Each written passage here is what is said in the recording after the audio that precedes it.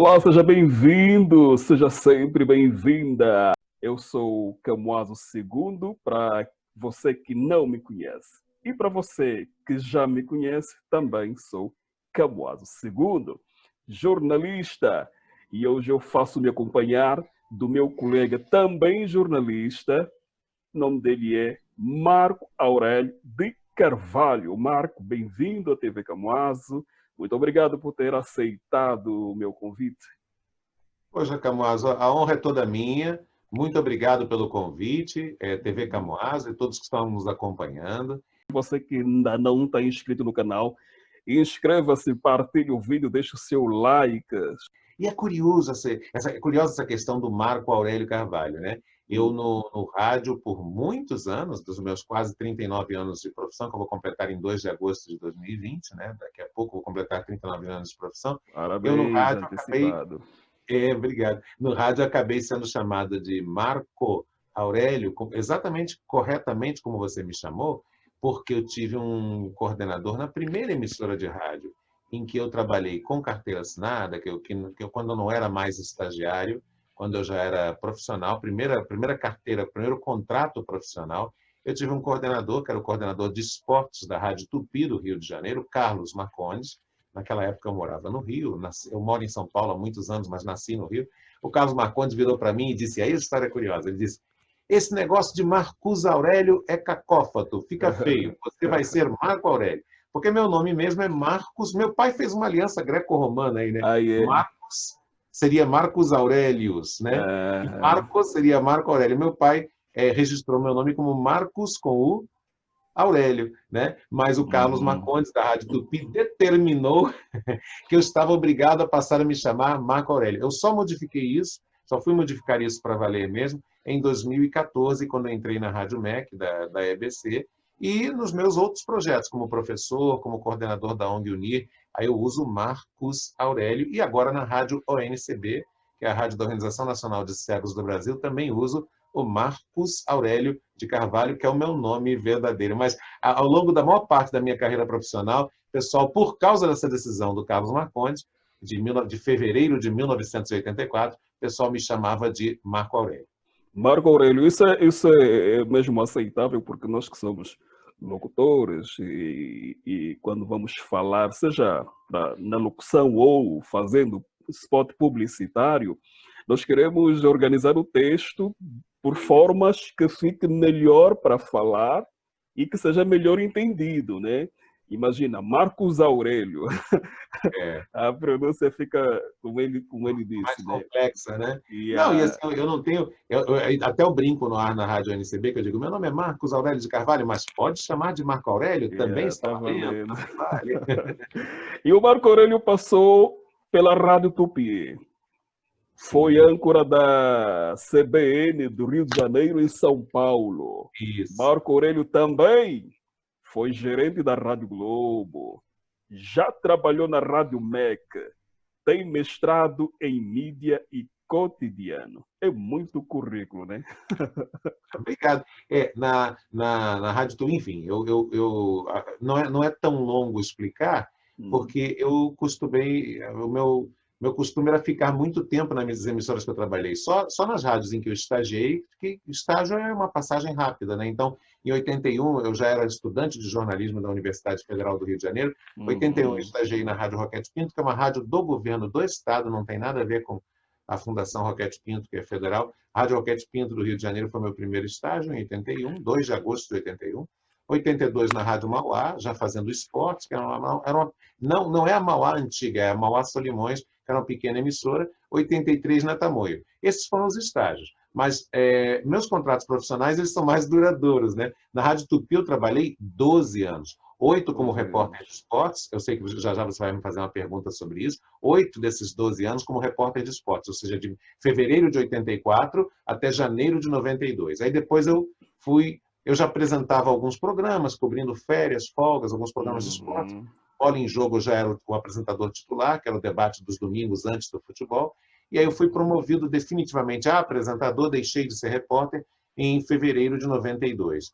E 93, 94 e 95 eu apresentava o Bola em Jogo, o debate do domingo, que eu já apresentava desde 1990. e o Giro Esportivo, que era o programa noturno de esportes da Rádio Tupi. Então, eu posso dizer que dos meus 39 anos de profissão, os primeiros 15, nos 3 estágios e também na Rádio Tupi, quer dizer, nos 3 estágios, depois de 12 anos na Rádio Tupi, foram com futebol. E depois eu tive uma rápida passagem de futebol também como coordenador de esportes da rede CBN.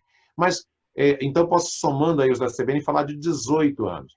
Mas os outros 21 anos da minha profissão, né, para somar esses 18, 21 anos foram diferentes. Foi cobrindo política, economia, de tudo um pouco, comportamento, saúde. Mas, realmente, o começo foi com o futebol. Já vamos falar do futebol, mas antes de salientar que o Marcos Aurélio de Carvalho é deficiente visual, e o fato dele ter 10% de visão apenas num olho, o fato dele ter também se tornado mestre, ganhou destaque na imprensa. Aliás, uma situação curiosa, né? Porque eu tive cargos de chefia, 3 cargos de chefia nas organizações Globo. Eu fui coordenador de esportes da CBN. Eu entrei na CBN como apresentador, como âncora, né? Quando eu saí da Tupi, quer dizer, em janeiro de 96 eu saio da Tupi para em fevereiro começar na CBN. Eu entrei no ar na CBN na segunda-feira, logo depois do acidente dos Mamonas Assassinas. A banda tinha sofrido um acidente e a banda inteira faleceu num sábado, 2 de março. Você cobriu o acidente dos Mamonas, assim? Não, na segunda-feira, 4 de março, eu abri foi a primeira vez que eu falei, já oficialmente como funcionário, no microfone do Sistema Globo de Rádio, como âncora da CBN Rio, e eu abri o programa falando sobre o acidente. Foi o primeiro assunto que eu abordei.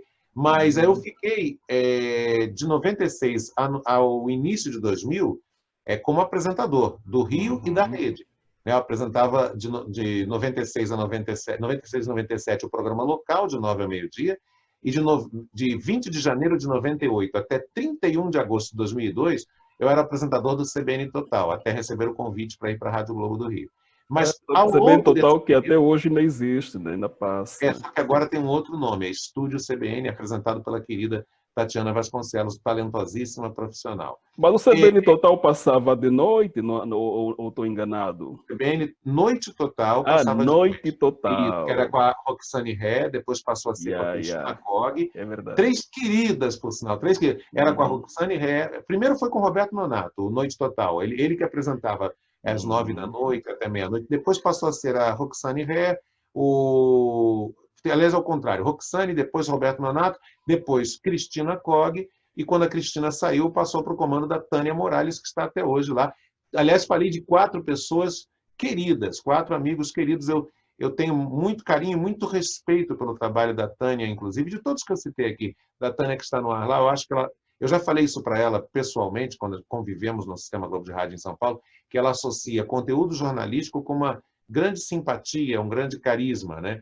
E os outros 3 também, talentosíssimos. Mas eu apresentava o CBN Total, que era o programa da tarde, que era apresentado por mim para o Rio, Brasília, Belo Horizonte e Rede, e pela Maria Lídia só para São Paulo e Campinas. Mas quando tinha uma entrevista importante, nós juntávamos as duas. A CBN Rio comigo, Rio e Rede comigo, São Paulo com a Maria Lídia, e conduzíamos juntos.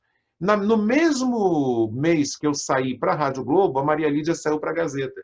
E aí quem assumiu o comando do CBN Total para a rede toda foi o Piotto, Adalberto Piotto, setembro de 2002.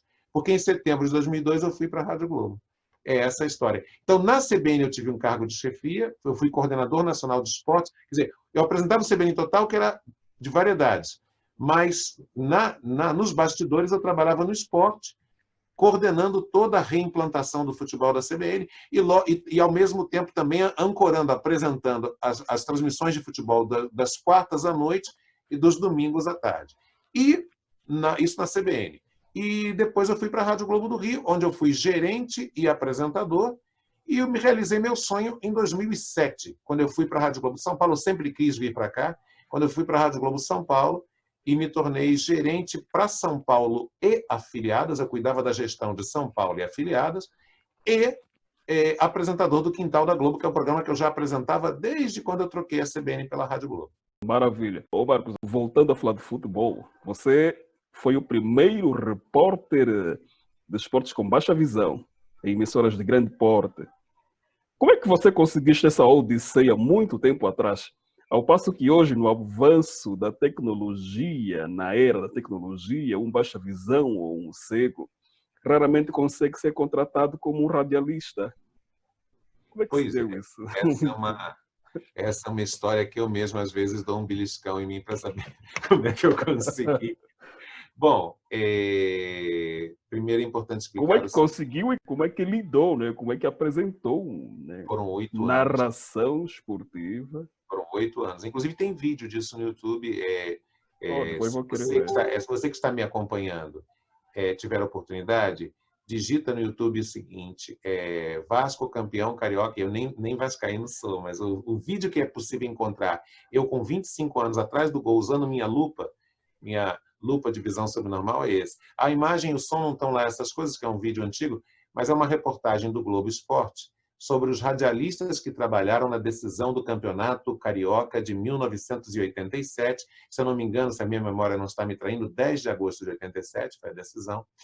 E eles mostraram os narradores, os repórteres que trabalharam naquele jogo. Era uma reportagem do Globo Esporte, da TV Globo. Então é só puxar no YouTube o seguinte: Vasco campeão carioca de 1987, abre parênteses, áudio com defeito, fecha parênteses. A pessoa que Mas por salvou no quê? YouTube salvou assim: mais ou menos por volta do minuto 1,31, 1 minuto e 31 segundos, É. apareço eu atrás do gol dizendo assim: é isso, Dalceio, o Bebeto tocou para o Renato Gaúcho, mas a bola saiu meio esticada. Tinha que ser um passe um pouquinho mais curto. O zagueiro do Vasco, Nonato, salvou. 0-0 é o placar da Super Rádio Tupi. Eu entro atrás do gol dando essa informação e com a lupa, aparece direitinho a minha lupa de visão subnormal. Agora, foram 8 anos, né, que eu ia no dia a dia dos clubes, fazer a cobertura. Eu sou muito precavido, muito prudente, Camoaso, com essa história de dizer o primeiro, né? Brasileiro tem mania de tudo querer ser o primeiro, o maior, não sei o quê. Eu não posso afirmar que eu fui o primeiro do Brasil inteiro, porque o Brasil é enorme. O Brasil tem dimensões continentais. Eu não posso garantir que eu fui o primeiro repórter com Mas baixa foi visão. um dos, então. Mas não, mas eu posso afirmar que dos 4 chamados grandes centros do futebol, eu fui o primeiro mesmo. Por quê? Ou seja, São Paulo, Belo Horizonte, Porto Alegre e Rio de Janeiro. Por que desses 4 eu posso afirmar? Porque eu tive essa curiosidade e eu também dou aula de história do rádio, sou apaixonado como historiador também por comparar a história do rádio brasileiro com a história do país, e é assim que eu trabalho com meus alunos.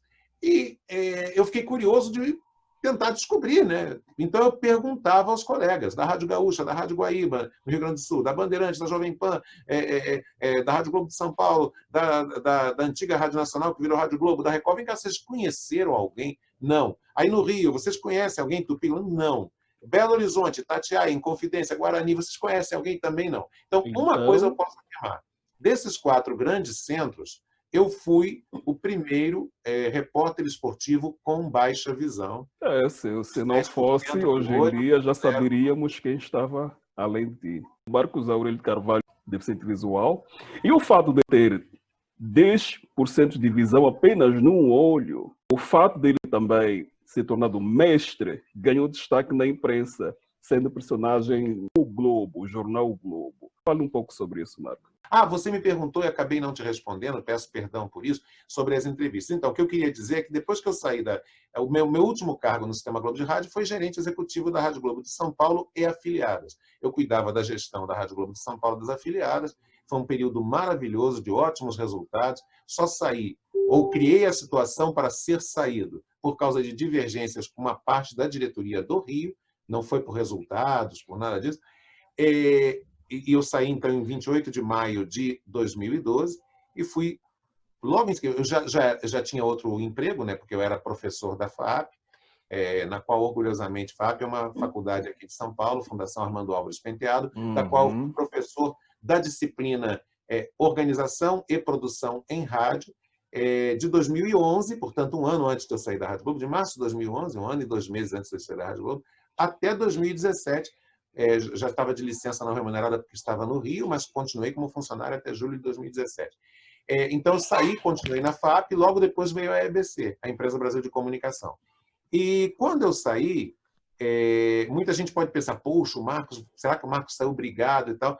Aí eu costumo dizer, eu acho que não, né? Porque 5 meses depois eu fui convidado pela casa para ser o palestrante no Projac da TV Globo sobre como empregar com eficiência, quer dizer, como contratar profissionais com deficiência. Eu dei uma palestra para o Uhum. RH do Projac e o RH de outras empresas. Estavam representados a Oi, a Lafarge, né, que é uma empresa de construção civil, estava a Oi, estavam várias empresas do Rio. Isso em 2012. Em 2013, eu fui consultado pelo então diretor da Rádio Globo, Cláudio Henrique, que queria saber uma opinião minha sobre uma decisão. Olha só, um diretor consultando um gerente sobre Pois. um ex-gerente sobre uma decisão.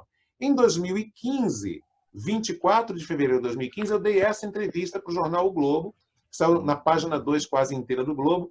Quem quiser buscar no Google, a entrevista diz, o título diz, o rádio foi o rádio foi meu olho para o mundo. Procurem assim no Google que vocês vão achar. O rádio foi meu olho para o mundo. Eu vi um texto em que você fazia essa afirmação, um texto. Isso está numa entrevista que eu dei ao jornal O Globo, Uhum. foi publicado no dia seguinte, no dia 25/2 de 2015. E aí depois, em 2018, quando eu estava terminando o meu mestrado, o jornal o Globo de Niterói, o Jornal de Banco, fez uma entrevista comigo também naquela linha, o deficiente visual, a pessoa com deficiência visual que conseguiu concluir seu mestrado, como é que é Yeah. isso? E voltando à história do desafio de ser repórter esportivo, fácil não era, né, Camuaso? Porque Uhum. eu vou fazer aqui, eu vou audiodescrever para você. Vou audiodescrever, estou fazendo com a mão sobre o Uhum. meu olho esquerdo, né, a simulação de como é essa coisa da lupa, né? Ela Uhum. forma um cone. Então você fica assim procurando a bola. Quando o jogador é um cilindro, né, a lupa. Então quando o jogador fazia um lançamento longo, eu ficava completamente perdido. E além da minha visão ser distante, eu enxergo tudo pequenininho e só com o olho esquerdo, tem outro detalhe. Como eu já nasci com catarata e glaucoma, eu tenho nistagmo. Então, o olho treme. Certa vez, a minha oftalmologista aqui de São Paulo recentemente me perguntou como é que você conseguiu ser repórter de esporte. Eu não me conformo com isso. Vamos fazer um teste aqui. Ela me deu aquelas letrinhas tradicionais para ver e disse assim, eu quero que você veja essa bem pequenininha aqui, tentando fazer teu olho parar de tremer. Concentre-se. Eu me concentrei, consegui fazer o olho parar de tremer e li letras pequenininhas que eu não costumo ler. Aí ela falou, já sei. Porque ela viu o movimento da minha face, né? Ela falou, a doutora Uhum. Neumann falou assim, a doutora Neumann foi chefe de glaucoma do HC, do Hospital das Clínicas aqui de São Paulo. Ela falou assim, já sei. Você conseguia, com a musculatura do teu rosto, para se concentrar no jogo, fazer parar a tremedeira do teu olho momentaneamente. Eu falei, eu acho que era isso, doutora Mas Neumann. Ela falou, e você não percebia isso, né, eu não no calor percebia. da Eu só fui me dar narração. conta disso Foi há 4 anos involuntária. atrás, há 4 anos aqui numa consulta com a doutora Neumann. Aí ela falou assim para mim, ela tem um jeitinho de falar, ô Chuchu, ela é uma mulher muito simpática, Uhum. baixinha, assim, muito, muito simpática, minha esposa também adora ela. Ela virou assim, falou, Chuchu, você chegava em casa exausto, né? Falava, chegava, quando fazia futebol, é claro, você tinha um esforço muscular imenso. No meu começo como repórter, eu morava num subúrbio. Eu levava Uhum. 1h05 de ônibus, 1h05, 1h10 do Maracanã até chegar em casa. Eu Mas o chegava que realmente isso exausto. é a força da vontade, né? Ir atrás daquilo que gosta e que quer, né? Eu chegava exausto, Camoaso, era muito cansativo. Mas eu amava o que fazia. Viajei Sim. muito no futebol. Infelizmente, Copa do Mundo eu não tive oportunidade. E aí isso daria uma outra entrevista, Oh, porque também teve barras pesadas, yeah. preconceito. Né? Não, Hum, o começo não foi fácil. Não vou não dizer que o foi. começo foi fácil, mas isso seria assunto até para outro Para momento. Mas outro momento. mas acabei viajando muito pelo mundo, não pelas Copas do Mundo, mas pelo meu outro trabalho, né? Como professor, como palestrante, eu já participei E por de falar em professor, foi com o 27, Marco. Por 27 falar. eventos fora do Brasil, como professor ou palestrante, 2 deles, inclusive, na África, né? Um no Senegal, no Congresso Mundial de Rádios, Congresso Africano de Rádios Comunitárias, em janeiro de 2001, e outro na Guiné-Bissau, em 2006, em que eu e a Denise Viola, querida colega radialista, demos um treinamento para rádios comunitárias CPLP, quer dizer, da Comunidade dos Países de Língua Portuguesa. Não tive ainda a grande honra de conhecer seu país, mas já tive alunos angolanos em diferentes cursos que dei, É mas em aí que outros eu queria locais. chegar. Foi com o Marco Aurélio que eu fiz o meu primeiro curso de locução de rádio. Eu ainda não era jornalista, não era formado, mas já tive a oportunidade de fazer o curso contigo. Você deve se Naquele lembrar curso da SIC, da em SIC, 2003. da Isso, UNIR, em União de 20... Redes de Rádio, em Isso. 2003, em Florianópolis. Exatamente, era um curso que, na semana que terminou, no sábado, se não me engano, 23 de maio. Porque eu me lembro que no outro fim de semana, eu dei um treinamento numa escola pública em Pirituba, aqui em São Paulo. Eu lembro que um fim de semana eu estive com vocês, em Uhum, Florianópolis, e no outro fim de semana, em Pirituba, era maio de 2003. uhum, Que, aliás, foi uma uhum. grande honra. E eu tive alunos angolanos também, em outras três situações. Ah, Em é? 2000, vamos pela ordem cronológica. Então, olha que curioso. Em 2001, no Congresso de Rádios Comunitárias, no qual dei uma pequena oficina, né? Eu não era um participante, palestrante geral. Fui Uhum. lá mais porque na época eu era vice-presidente da Associação Mundial de Rádios Comunitárias para a América Latina e Caribe. Eu fui lá mais numa missão de representação do que exatamente de dar palestra. Em 2003, você, que estava naquele curso da ASIC, e promovido pela nossa ONG UNIR, com 2 R's, União e Inclusão em Redes de Rádio, da qual eu tenho em União e Inclusão em Redes e Rádio, na qual eu tenho a honra de ser coordenador desde a fundação, quer dizer, desde 1995. Depois, em 2005, eu dei um curso de preparação de jornalistas esportivos para a Copa do Mundo, um curso na Alemanha, promovido pela Deutsche Welle Academie, pela Academia da Deutsche Welle. Os dois professores fomos eu e um professor, se não me engano, Antônio de Souza, um professor de Moçambique. Eu e ele demos o curso para jornalistas, e lá estava Vaz Kinguri Alfredo Dias, narrador esportivo Vasco de Angola. Ngoura é o jornalista esportivo de Angola, de Sim, Luanda. ele foi um dos meus. Eu disse lá na Deutsche Welle que naquele curso, alguns que foram meus alunos poderiam também ter me dado aula. Porque lá estava o Vasco Nguri por Angola, lá estava o Sérgio Patrick, coordenador, foi muitos anos coordenador de esportes da Rádio Bandeirantes, estava pela Bandeirantes, o Júnior Brasil, coordenador de esportes da Rádio Itatiaia, estava, de Itatiaia de Belo Horizonte. Nesse curso estava o André Mota, da Gazeta.net, querido André.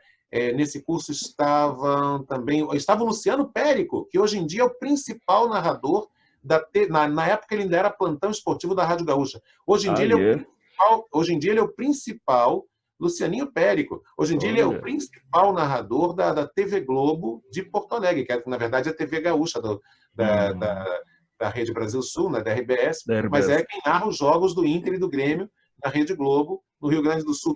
Então, esse curso tinha o Vasco Nguri e mais uma pessoa angolana, que agora não me recordo quem. E aí, um ano depois, na verdade, um ano depois, 2006, foi esse curso na Guiné-Bissau, que tinha Uhum. também 2 angolanos, um rapaz e uma moça. E, para finalizar, em 2014, eu dei um curso na sede da Unir, no Rio, um curso no Rio, na verdade não era a sede da Unir, nós alugamos um espaço na escola de rádio do meu querido colega Rui Jobim.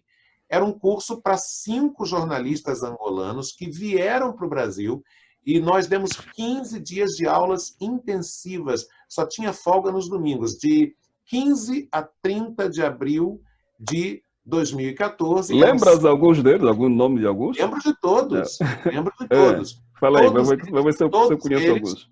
todos eles da região de Dundo, Lunda Norte, Ah, todos eles de Dundo. A mulher era Rita Filomena Mununga, apresentadora da Rádio e da TV Nacional de Angola em Dundo, uhum. a apresentadora.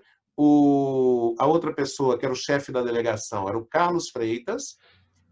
Tinha também o João Bunga, se não me De engano, o Luanda, sobrenome. lembras de alguém? Havia alguém? Não, nesse curso eram 5 jornalistas. todos De outras 5 províncias, né? não, Que todos Luanda é 5 da região de Lunda Norte. Ah, da Todos Lunda 5 da Norte. região Ah, de Lunda Norte. ok. Ah, sim, ok. Que se eu não estou equivocado, me corrija se a minha geografia estiver errada, é na região nordeste de Angola, não é isso? Perfeitamente. Perfeitamente. Ô, Então, Marco. você vê Uhum. que a minha relação com jornalistas, colegas, estudantes, e também Internacionais. ensinando e aprendendo com angolanos é uma relação antiga. Só falta agora eu conhecer Angola, que eu não tive essa honra ainda. Alguns queridos colegas da Unir, inclusive da Unir, já estiveram dando aula em Angola. O Arthur William, por exemplo, deu aula em Luanda, em alguns cursos, mas eu não tive essa honra ainda. Por enquanto, ô Marcos, mas nós estamos aqui a falar de vitórias e sucessos. Você também atravessou grandes desafios, né, para chegar até onde chegou, né? Muitos obstáculos profissionais foram se impondo no seu caminho, mas ultrapassaste. Por exemplo, O problema é que o repórter também é o ponta. No Rio se chama ponta, aqui em São Paulo se uhum, chama meta, que é o repórter que fica atrás do gol, que é o que vocês vão poder ver no tal vídeo que eu falei, de 1987. uhum. Eu fazia a ponta. Então, isso gerava muita insegurança em alguns chefes meus e muita competição desleal de alguns colegas, que diziam, ele não pode, ele não vai fazer, não sei o que e tal. Eu tive uma grande sorte, eu acho que assim, em parte tem a ver com o meu esforço pessoal. Eu sempre fui muito. Por isso que um dos meus bordões no rádio é para ser feito com raça, ouvintes, porque é raça, garra, vontade. Porque foi, em parte, suando a camisa mesmo, lutando, né? Mas, em parte, eu também dei uma grande sorte, porque os meus dois chefes de reportagem, com os quais eu nem tinha tanta proximidade pessoal, mas gostavam muito do meu trabalho, que eram os dois chefes de reportagem de esportes da Rádio Tupi, né? O Ronaldo Castro, que hoje em dia está na equipe de esportes da Band News, no Rio, e o Uhum. Kleber Leite, que foi presidente do Flamengo. Kleber Leite, quando voltou para a Rádio Tupi em 85, eu já estava na Tupi havia um ano. E o Ronaldo era meu chefe. Os dois ficaram me chefiando e os dois gostavam tanto do meu trabalho que eu, com 23 anos, eu tinha 23 anos, 1985.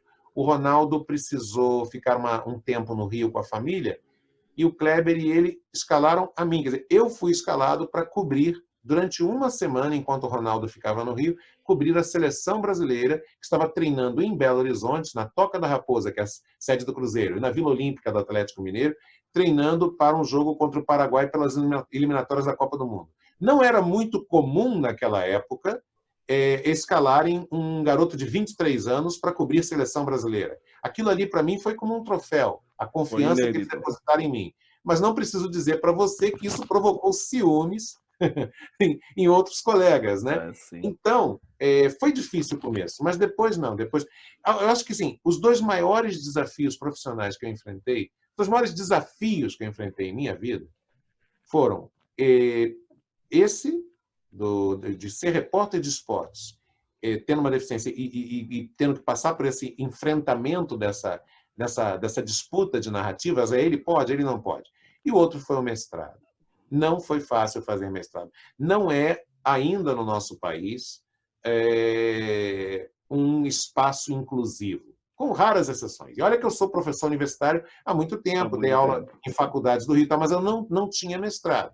E de março de 16 a agosto de 18, fiz meu mestrado na Universidade Federal Fluminense, lá em Niterói, no Rio de Janeiro, porque tinha um programa de mestrado que me interessava, que era o de mídia cotidiana. E é uma barra, porque a tela onde aparecia o PowerPoint fica lá no alto, nem com a minha lupa eu conseguia enxergar. A quantidade de textos é imensa e não existe texto em braille dos autores que eram citados no mestrado, e são muitos autores. E eu tinha que conciliar isso com a produção e a apresentação de um programa diário na Rádio MEC e com comentário esportivo nas segundas e quintas na TV Brasil, porque quando eu estava na EBC, eu também fui comentarista de TV, que, aliás, foi outra coisa que me deixou muito feliz, porque foi a ruptura com um estigma, né? O cara Uhum. com óculos, com lente de fundo de garrafa, vai ser comentarista de televisão. E a minha presença na EBC, eu atuei prioritariamente na Rádio MEC, mas também colaborei, eventualmente, inclusive na Copa 2014, como um dos 3 âncoras, no futebol da Rádio Nacional e no futebol da TV Brasil. É curioso, né? Porque na Rádio MEC o meu programa não tinha nada a ver com futebol. Na Rádio MEC eram Todas as Vozes, que hoje em dia está no ar nas terças, na Rádio ONCB. Na Rádio MEC eram Todas as Vozes, que era um programa diário na Rádio MEC, que tinha de tudo um Sobre pouco, inclusão, política, né? economia. Mas na TV e na Rádio Nacional eu falava de esportes. Então, e ao mesmo tempo fazendo mestrado. Então, assim, o mestrado... O mestrado em si já era um trabalho danado por falta de materiais adaptados. Exatamente. O mestrado de 2016 a 2018, março de 16 a agosto de 18. E ser repórter esportivo de fevereiro de 84 a janeiro de 92. Foram os dois maiores desafios, sem dúvida. Marco, já para terminar a nossa conversa, você apresentava, não sei se ainda apresentas o quadro, fazia parte do teu programa na Rádio MEC. O quadro denominava-se O Rádio Faz Histórias. Sim, apresento também. Até hoje, né? Daqui a pouco, quer dizer, do momento que estamos fazendo essa entrevista, eu vou para a rádio para fazer a edição que tem. Vamos relembrar o Zé Vasconcelos, o humorista Zé Vasconcelos, imitando narradores esportivos no começo dos anos 60. E vamos relembrar Chico Anísio e Rogério Cardoso fazendo a Escolinha do Professor Raimundo. Aí alguém pode perguntar, bom, por que a Escolinha do Professor Raimundo se era um quadro da TV? Aí que o pessoal muitas vezes não sabe. O Chico Anísio começou a fazer esse tipo de personagens no rádio nos anos 50, na antiga Rádio Marinque Veiga do Rio de Janeiro. O Rádio Faz História é um resgate da história do rádio. Eu sou apaixonado esse é um dos assuntos que eu sou apaixonado. Então, eu coleciono áudios históricos, mas eu também conto com uma rede de amigos. Então, o Rádio Faz História funciona basicamente com áudios da minha coleção pessoal, mas, acima de tudo, com áudios de coleções de amigos apaixonados, loucos por rádio. Muito bom, Marco Aurélio. Foi um grande prazer falar consigo nessa entrevista. Obrigado uma vez mais por ter aceitado. E você que ainda não está inscrito no canal, inscreva-se, partilhe o vídeo, deixe o seu like. Estamos juntos. Marco, obrigado. É uma honra. Uma honra. Um grande abraço para todos vocês que estão assistindo o canal. Camuaz, uma grande honra ter falado com você, ter reencontrado você virtualmente e dizer para vocês, nós temos uma grande oportunidade em nossas mãos de lutar pela diversidade, pela convivência das diferenças, pela democracia. Essa possibilidade de eu conversar com o Camuaso, de conversar com diferentes pessoas, ela é permitida pelo exercício do Estado Democrático de Direito. Lutemos por ele, cada um dando a sua parcela de contribuição, para fazer da comunicação sempre um espaço em que se cometem erros, sim, alguém pode cometer erros, sim, mas até para errar e acertar, nós devemos ter o direito de errar e o direito de acertar. E muito obrigado, gente, foi uma grande honra poder trocar ideias. TV Camuaso. Inscreva-se. Compartilha, inscreva-se e clica no sino para ativar as notificações e receber os vídeos em primeira mão. TV Camuaso, inscreva-se já.